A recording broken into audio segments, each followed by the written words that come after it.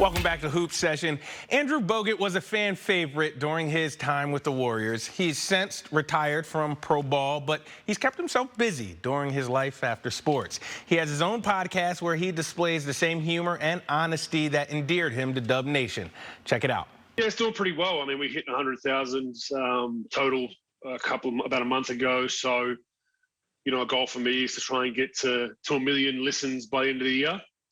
Which I think is pretty achievable. But yeah, look, it's the basketball podcast is kind of as blunt and honest as we can give, and that's kind of what we think differentiates us from a lot of different podcasts. Like, we don't have a PR agency or an NBA team or a boss that tells us what to talk about. We make all our own run sheets, and it's just honest. It's just at times it's confronting, at times it's funny, at times it's controversial, but we want the fan to kind of get the behind the scenes kind of vision of what the NBA is really like for the most part. Have you heard from any of your former teammates in relation to the pod? Any of them listen to it? Yeah, a few have reached out. I mean, Festus Ezeli reached out. He's trying to make a comeback. Obviously, Harrison Barnes has texted me about it. Barbosa gave me a call. So there's a few guys that David Lee have definitely gave it a listen and had a laugh about it. And David Lee actually called me and he said, "Are you trying to be an influencer?" If you could get one guest on your show and interview them, who would it be and why? I think a good guy for me that I'd like to talk to would be Joe Rogan one day.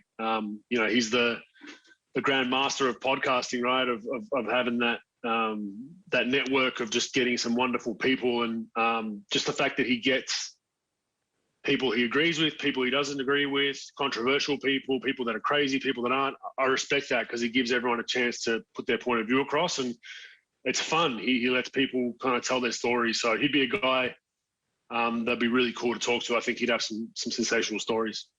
Aside from becoming a member of the media, how has your retirement been treating you?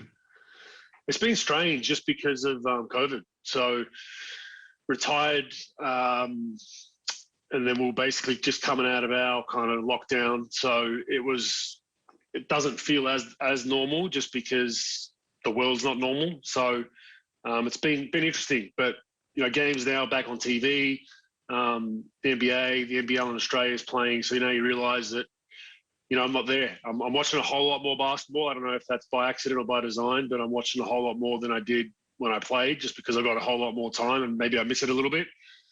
But the transition still hasn't fully set in, I don't think. Have you gotten a chance to watch your old Warriors this season? What do you think about them?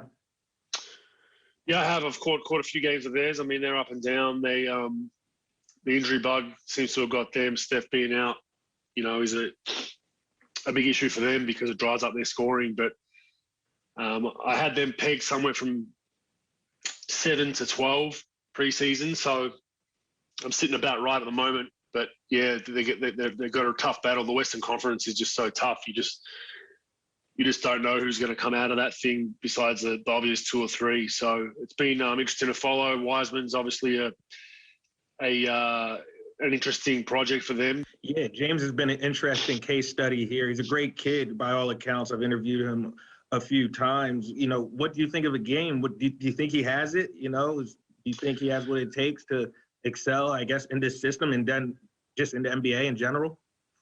Well, first off, he's in a unique system. So the system that he's playing in is not a traditional system that most big guys have experienced before. It's a very, it's a very role player type system when you're the 5-man on that squad, just because of the shooting you have around you and the way Steve likes to play. We all know that analytics these days says shoot more threes than the other team and you've got a good chance of winning. So I think it's probably been an adjustment for him. I don't think he's probably played the role in high school or college that he's asked to play now. The other side of the argument is if he was got drafted by a really bad team, he'd probably be getting 15 or 20 post touches a night. Whereas, he's on a team that's won championships and has some great players around him. He's just not getting that as much. So the development side of things for him is going to be huge. But athletic, very good rim protector, very nice touch. So it's just a matter of getting time. Interesting conversation now.